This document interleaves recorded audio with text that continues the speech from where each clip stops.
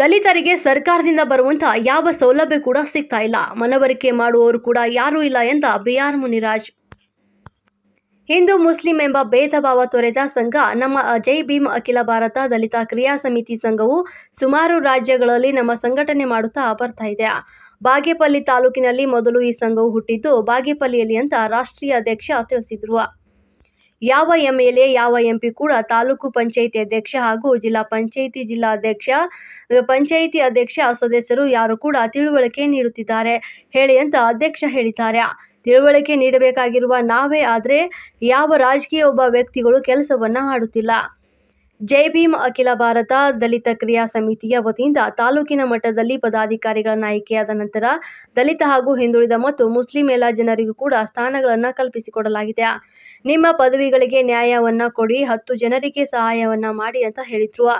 ದೇವನಹಳ್ಳಿ ತಾಲೂಕು ಅಧ್ಯಕ್ಷ ನಾರಾಯಣಸ್ವಾಮಿ, ಬೆಂಗಳೂರು ನಗರ ಯುವ ಅಧ್ಯಕ್ಷ ಚಂದನ್, ತಾಲೂಕು ಮಟ್ಟದ ಪದಾಧಿಕಾರಿಗಳು ತಾಲೂಕು ಅಧ್ಯಕ್ಷ ಶ್ರೀನಿವಾಸ ಬೀಳೂರು, ತಾಲೂಕು ಉಪಾಧ್ಯಕ್ಷ ಚನ್ನವೆಂಕಟರಾಮಪ್ಪ ಮತ್ತು ಗೌರವಾಧ್ಯಕ್ಷ ಮೆಹಬೂಬ್ ಬಾಷಾ, ತಾಲೂಕು ಪ್ರಧಾನ ಕಾರ್ಯದರ್ಶಿ ರಮೇಶ್, ತಾಲೂಕು ಖಜಾಂಚಿ ಯಲಂಪಲ್ಲಿ ಶ್ರೀನಿವಾಸ್, ತಾಲೂಕು ಕಾರ್ಯದರ್ಶಿ ಹರೀಶ ಮತ್ತು ತಾಲೂಕು ಸಹ ಕಾರ್ಯದರ್ಶಿ ನಾರಾಯಣ್ ನಾಯ್ಕ್, ತಾಲೂಕು ಯುವ ಅಧ್ಯಕ್ಷ ಪಿವಿ ವಿಜಯ್, ತಾಲೂಕು ಯುವ ಪ್ರಧಾನ ಕಾರ್ಯದರ್ಶಿ ರಾಜು ಎಸ್, ತಾಲೂಕು ಯುವ ಉಪಾಧ್ಯಕ್ಷ ಗಣೇಶ್ ಮತ್ತು ತಾಲೂಕು ಯುವ ಖಜಾಂಚಿ ಯೋಹನ್, ತಾಲೂಕು ಯುವ ಕಾರ್ಯದರ್ಶಿ ವೆಂಕಟೇಶ್ ಮತ್ತು ತಾಲೂಕು ಸಹ ಕಾರ್ಯದರ್ಶಿ ಅನಿಲ್ ಎಸ್, ನರೇಂದ್ರ ಮೂರ್ತಿ ಮತ್ತು ಪಾತಾಳಯ್ಯ, ಪುರುಷೋತ್ತಮ್, ರವಿ ಕೆವಿ ಮತ್ತು ಲಕ್ಕಿ, ಚಂದ್ರ ತಿಪ್ಪಣ್ಣ, ಶ್ರೀನಾಥ್, ನಾರಾಯಣಸ್ವಾಮಿ ಹಲವಾರು ಕಾರ್ಯಕರ್ತರು ಈ ಕಾರ್ಯಕ್ರಮದಲ್ಲಿ ಭಾಗಿಯಾಗಿದ್ದರು.